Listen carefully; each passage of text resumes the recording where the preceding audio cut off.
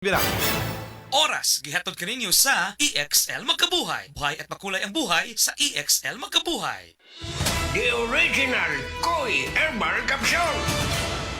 Ako si Imelda Linawan, taga Balagtas, Panganiban Street, Cebu City. Ang akong edad, 54 na. Dali kong maluya niya, kapuyon ko. Karon na kayo nakabuhay, ma'am. Abtik naman ko niya, dugay ko maluya niya, murag tas-tas yung kong resistensya. Dahil salamat sa The Original Koi Herbal Capsule.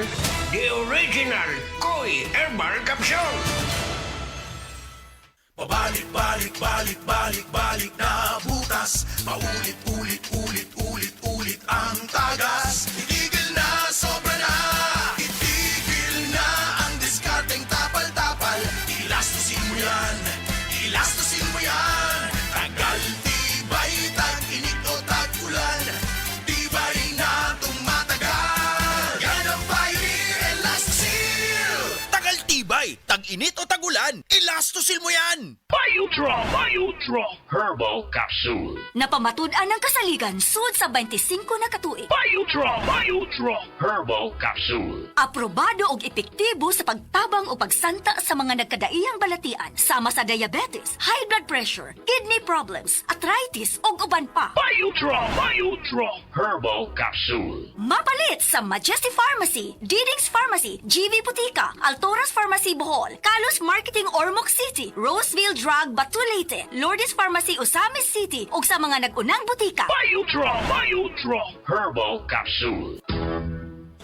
Day andak, nganong masulubon man kanang naong nimo? Naluoy manggug ko ni Lolo Papa Rans. Mitukar na po dang yung hubak ko grayoma. Mitaas pag yan ang yung blood sugar. Lakaw dayon ngadto sa butika. Pagpalit dayon og Biotrof Herbal Capsules, sigurado kung dako kinigi katabang para mahupay ang gipamatay nga balatian sa imong lolo. Tungod kay ang Biotrof, bantugan na kaayong makaalim sa mga nagkalain-laing suliran sa panglawas, sud na sa dugayng panahon.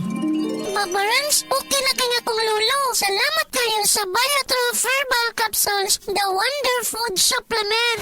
Biotrof Herbal Capsules, mapalit sa mga butika nga naa sa inyong dapit. Kining nga oras, hatod ka nato sa Biotrof Herbal Capsules. The Wonder Food Supplement.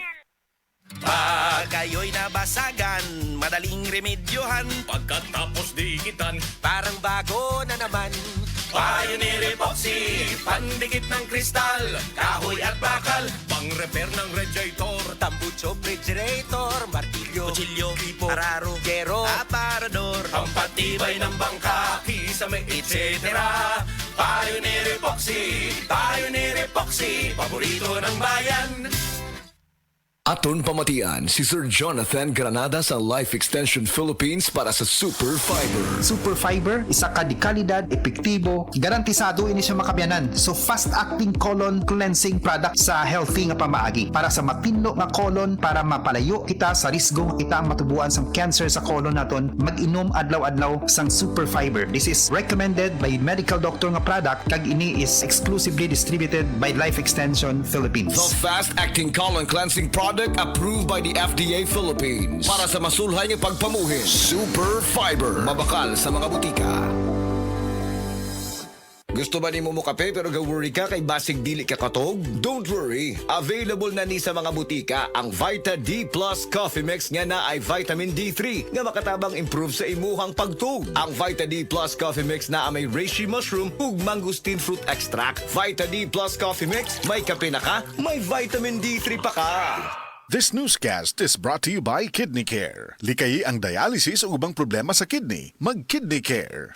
Si Gemma Libahan, diabetic ug nag-insulina. Apan, miubos ang iyang asukar sa dugo tungod sa iyang pag-inom sa Sed Panyawan Coffee Mix. As in, dako yung tabang Sid Panyawan coffee sa karon kay sige na ko padayon og inom, nagababa na gyud siya. Nibaba siya og 145 karon gani 143 na lang siya. Gemma Libahan, taga Jensan. Mag-16 ako karong June. Sed Panyawan Coffee Mix produkto gikan sa Sed Marketing Incorporated.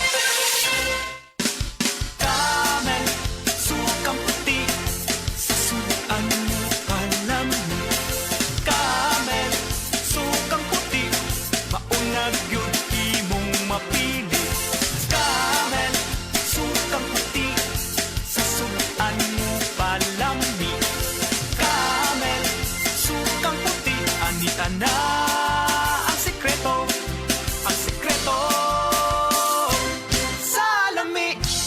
Sa mga workaholic, epektibo ang atong Paragis Bila-Bila Herbal Coffee. Sama na lang ni Roland De La Cruz nga taga Mati, Davao. Roland De La Cruz sa Purok Isla, Barangay Central. Purok President. Anong ganahan man kay ka sa kape? Sa Bila-Bila Coffee, laskig ang imong lawas o mayo ang imong lihok. Basta laskig niya kondisyon, makalihok kag may sa trabaho. Kung di ka kainom, mura magluya na ka? Murag luya-luya. Lahi ra gyud. Tungod kay nindot gyud ang Bila-Bila Coffee. Kini ginama sa GFMQ Marketing kay sa Paragis Bila-Bila. Dili na ka mag-agwanta pa. Ako si Radyoman Benzi Tanghian, kining balita hatod kanato sa Paragis Bila-Bila Herbal Capsule na ilhan isip herbal nga kapsula nga makatabang og daghang benepisyo sa kalawasan. Mao kini ang all-in-one nga herbal. Makahatag og kaayuhan sa ato ang mga selula sa lawas, makatarong sa nindot nga flow og limpyuhan ang imuhang dugo nga modagkayday sa ato ang kasing-kasing. Ug karon sa atong balita. Naglaraw karon ang dakbayan sa Talisay nga istriktuhon ang pagpatuman sa pagpanakop sa mga tawo nga magpataka lang og labay sa ilahang basura. Sumala pa ni Konsehal Socrates Fernandez nga mao'y chairman sa Committee on Solid Waste Management nga usa sa mga hinungdan kung ano nga makasinati og grabing pagbaha ang dakbayan tungod sa kadaghan nga basura nga gipataka lag panglabay nga mapunta na sa kanal. Subay niini, buot sa konsehal nga ilang susihon pagbalik ang ordinansa sa dakbayan kalabot sa pagpataka lag labay sa basura. Gusto ni Fernandez nga usa sa mga hatagan og dako nga tahas sa pagpanakop sa mga tawong magpataka lag labay sa ilang mga basura mao ang mga barangay tanod. Paninguhaon sa konseho sa syudad nga matagaan og sakto nga silot ang magpataka laglabay sa ilang mga basura. Kadtong balita hatod kanato sa Paragis Bila-Bila Herbal Capsule. Alang sa kumpleto nga kombinasyon, gamita lang ang Paragis Bila-Bila Plus Herbal Capsule. Paragis Bila-Bila Herbal Capsule na uban sa pagpangapi sa Paragis Bila-Bila Herbal Coffee ug ang pagpanghapla sa Paragis Bila-Bila Liniment Oil. Gama sa GFMQ Marketing. Sa Paragis Bila-Bila dili na ka mag-agwanta pa. Sa dugang kasayuran tawag lang sa 0935-641-0261. Ang Paragis Bila-Bila mapalit sa Didings Pharmacy sa Manalili Street, Cebu City, Bestway Pharmacy sa Mandawi City, Healthway Pharmacy, JV Butika sa Cebu, Mandawi, Liloan o Osmeña Boulevard. Mapalit usab sa JY Pharmacy sa 32 Osmeña Building, Osmeña Boulevard, Cebu City. Mga kasama, dapiton ko kamo sa pagpaminaw sa drama nga Budbud ug Bibingka. Matag alas 8 hangtod sa alas 8:30 sa gabi, Lunes hangtod sa adlaw Sabado. Maminaw ta dinhi lang sa DYHP RMN Cebu. Ayaw si Piata pagpaminaw sa balitang yutahon sa Sieti, ang inyong mga kabukiran, inyong kaugmaon, ang among focus, kaugalingong yuta para sa bukas na masagana. Dinhilang sa balitang yutahon sa Sieti, matag Sabado alas 5 sa hapon hangtod sa alas 5:30 sa hapon, makita usab sa DYHP RMN Cebu Facebook page. Para sa uban pang updates, i-like, follow ug share ang official DAR Facebook, Instagram ug YouTube accounts nga at DarGovPH Official sa Facebook DAR 7 Central Visayas o sa official DAR website www.dar.gov.ph.com. Hatod ka ninyo sa Department of Agrarian Reform. Kini si Ate Pres. Kung ako ang pasultihon, gamit na mo sa said Celebrity Beauty Soap with Kojic Acid. Tungod kay kini adunay mga sangkap nga moisturizer. Kojic Acid, olive oil, goat's milk, and papaya extract. Sigurado nga mohamis, maputi, ug adunay healthy and glowing skin ka, tuni ka mo gamit sa said Celebrity Kojic Soap. Said Celebrity Beauty Soap, Cotis Gold, Celebrity Artista ka. Si Norvin Fuentes nag-anto sa sisayang liog. Nakoy sis diri sa liog. Ako jud siyang gipukusan og inom og Sed Panyawan capsule. Ni gamay jud siya dayon dili wala na siya kirot. Na akong gikaingon kay naa jud siya effect. Epektibo jud ang Sed Panyawan capsule. Norvin Fuentes, 37, sa Kanhulaw, Lapu-Lapu, 50. Basta bukol-bukol, ised Panyawan Plus mo na. Produkto gikan sa Sed Marketing Incorporated. Pagbasa sa 10 kabanata ng Aklat ni Juan, ang talinhaga tungkol sa pastol, talata 1-42. Pakatandaan ninyo, ang pumapasok sa kulungan ng mga tupa nang hindi sa pinto nagdaraan kundi umaakyat sa di dapat pagdaanan ay magnanakaw at tulisan. Ang tunay na pastol ay sa pintuan nagdaraan. Pinapapasok siya ng gwardya at pinapakinggan ng mga tupa ang kanyang tinig. Tinatawag niya ang kanyang mga tupa sa kani-kanilang pangalan at inilalabas sa kulungan. Kapag nailabas na, siya'y nangunguna sa kanila at sumusunod naman ang mga ito sapagkat kilala nila ang kanyang tinig. Hindi siya sumusunod sa iba kundi patakbong lumalayo sapagkat hindi nila kilala ang tinig ng iba. Sinabi ni Jesus, ang talinhagang ito, ngunit hindi nila nauunawaan ang ibig niyang sabihin. Kaya't muling sinabi ni Jesus, pakatandaan nyo, ako nga ang pintuang dinaraanan ng mga tupa. Ang mga nauna sa akin ay mga magnanakaw at mga tulisan, ngunit hindi sila pinapakinggan ng mga tupa. Ako ang pintuan. Ang sino mang pumapasok sa pamamagitan ko ay maliligtas. Papasok siya at lalabas at makakatagpo ng pastulan. Dumarating ang magnanakaw para lamang magnakaw, pumatay at manira. Naparito ako upang ang mga tupa ay magkaroon ng buhay, ng isang buhay na masagana at ganap. Ako ang mabuting pastol. Iniaalay ng mabuting pastol ang kanyang buhay para sa mga tupa. Ang bayaran ay tumatakas kapag may dumarating na asong gubat. Iniiwan niya mga tupa palibhas ay hindi siya pastol at hindi kanya ang mga ito. Kaya't sinusunggaban ng asong gubat ang mga ito at binubulabog. Tumatakas siya palibhas ay bayaran lamang at walang malasakit sa mga tupa.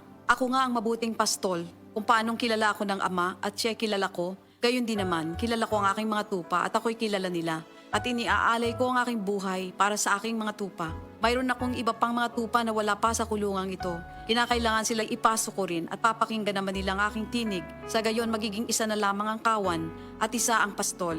Dahil dito'y minamahal ako ng Ama sapagkat iniaalay ko ang aking buhay upang ito'y kunin kong muli. Walang makakakuha ng aking buhay kusa ko itong ibinibigay. Mayroon akong kapangyarihang ibigay ito at kuning muli. Ito ang utos na tinanggap ko sa aking Ama. Dahil sa mga pananalitang ito, hindi na naman nagkaisa ng palagay ang mga Hudyo. Marami sa kanila nagsabi, talagang sinasapian na ito ng demonyo at nababaliw. Bakit ba kayo nakikinig sa kanya? Sinabi naman ng iba, hindi nakakapagsalita ng gano'n ng isang sinasapian ng demonyo. Nakakapagpagaling ba ng bulag ang demonyo? Taglamig na noon at kasalukuyang ipinagdiriwang sa Jerusalem ang pista ng pagtatalaga ng templo. At habang naglalakad si Jesus sa templo, sa portiko ni Solomon, pinaligiran siya ng mga Hudyo at sinabi sa kanya, hanggang kailan mo ba kami ilalagay sa alanganin? Kung ikaw nga ang Kristo, sabihin mo na ng tuwiran. At sumagot si Jesus, sinabi ko na sa inyo, ngunit ayaw ninyong maniwala. Ang mga ginagawa ko sa pangalan ng aking Ama ay nagpapatotoo tungkol sa akin. Ngunit ayaw ninyong maniwala sapagkat hindi kayo kabilang sa aking mga tupa. Nakikinig sa akin ang aking mga tupa. Nakikilala ko sila. Sumusunod sila sa akin. Binibigyan ko sila ng buhay na walang hanggan. Kailan may hindi sila mapapahamak at hindi sila maaagaw sa akin ninuman. Ang aking Ama na siyang nagbigay sa kanila, sa akin, ay lalong dakila sa lahat at hindi sila maaagaw ninuman sa aking Ama. Ako at ang Ama ay iisa. Ang mga pinuno ng mga Hudyo muling dumampot ng bato upang batuhin siya. Kaya't sinabi sa kanila ni Jesus, marami akong mabubuting gawang ipinakita sa inyo mula sa Ama. Alin ba sa mga ito ang dahilan at ako'y inyong gustong batuhin? Sumagot ang mga pinuno ng mga Hudyo, hindi dahil sa mabubuting gawa kaya ka namin babatuhin, kundi dahil sa paglapastangan mo sa Diyos, sapagkat nagpapanggap kang Diyos, bagamat tao ka lamang. Tumugon si Jesus, di ba nasusulat sa inyong kautusan? Sinabi ko, mga Diyos kayo. Mga Diyos ang tawag ng kautusan sa mga pinagkatiwalaan ng salita ng Diyos at hindi maaaring ipawalang bisa ang sinasabi ng kasulatan. Ako'y pinili at isinugo ng Ama. Paano ninyo ngayon masasabing nilalapastangan ko ang Diyos? Dahil sa sinasabi kong ako ang anak ng Diyos? Kung hindi ko ginagawa ang mga ipinapagawa ng aking Ama, huwag niyo akong paniwalaan.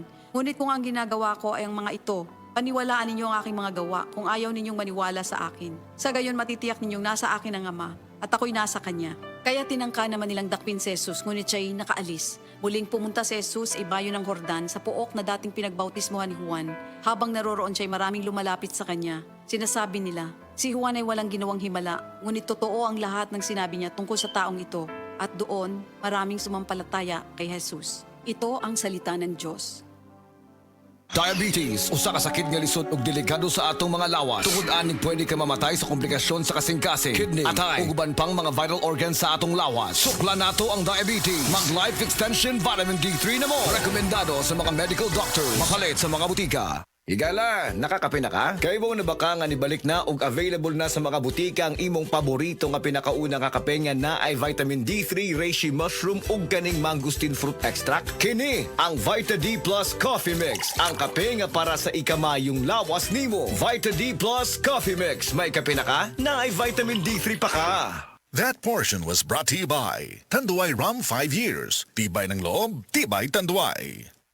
EXL Coffee Mix 17-in-1. Puno kini og natural mga komponente sama sa native purple corn, arabica, spirulina, ginseng, ginger, thornberry, ganoderma, mangosteen, malunggay, cinnamon, guava o rose hip alang sa atong maayong panglawas. Karon na ang panahon para mag-switch. EXL Coffee Mix 17-in-1. Bisan unsa pa kalisod ang imong ginaagihan karon, ayaw pag-undang. Padayon lang. Go for health. Go for life with EXL.